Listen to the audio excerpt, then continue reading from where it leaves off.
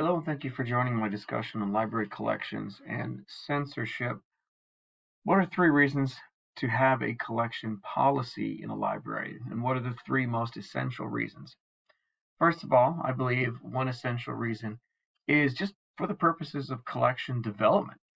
Having a policy in place guides the librarian in the development. What will they include? Gives criteria for what a librarian will and won't add. And this goes to the idea of scope and coverage. What genres will be included within the collection? What types? Graphic novels, other more traditional novels, nonfiction, reference materials. Will you have audiobooks in the school library?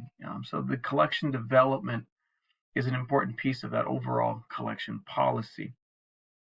Secondly, and quite relatedly actually, is complaints and challenge. Based on the current climate, based on a lot of the reading we've been doing in class, it's going to happen.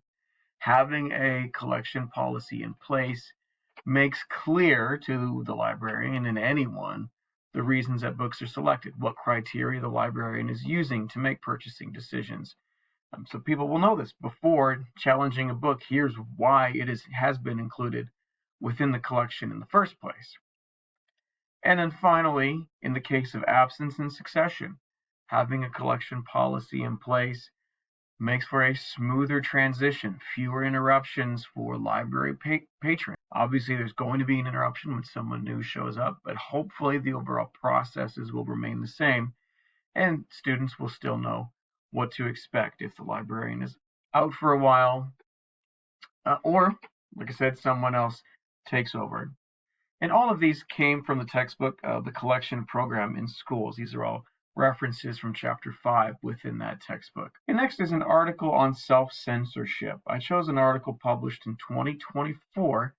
The article is called To Add or Not to Add, an examination of self-censoring behaviors among school librarians. Some of the big findings were that 25% of the librarians surveyed had experienced a book challenge in the previous year, and almost 25% had at some point changed their collection development policies and practices to try and avoid challenges, which to a degree the authors see as kind of preemptive self-censorship. Self-censorship is a problem because it puts the librarian in the position of a gatekeeper rather than a champion of intellectual freedom.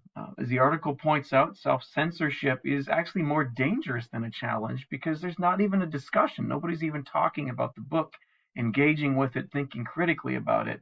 Having a diversity of topics and titles allows students to see themselves in literature, and when we self-censor, we can take that away from those students. And in my big takeaway from the article was knowing myself and my tendencies. I think what I learned is that I can't be afraid to include controversial books and topics in my collection because I am I avoid confrontation. I can't do that. One survey respondent put it really well. She said, my job is to serve the students in my school and provide them with a diverse collection that helps give meaning to the real world issues they're facing.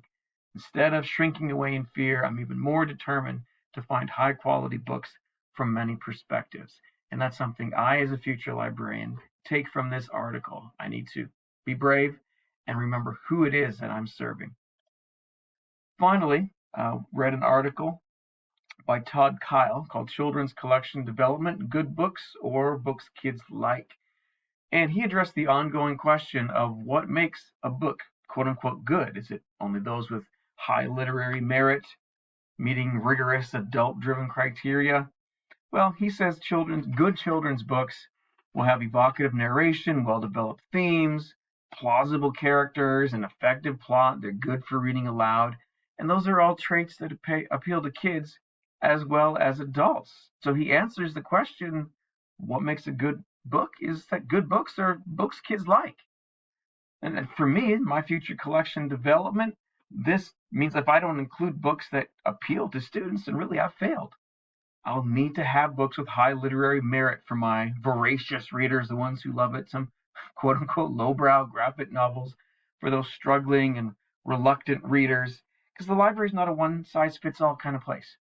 It's a place where kids can try on a size, see if it fits, try on another, until they find that just right size, that just right book, a good book a book that they won't want to put down.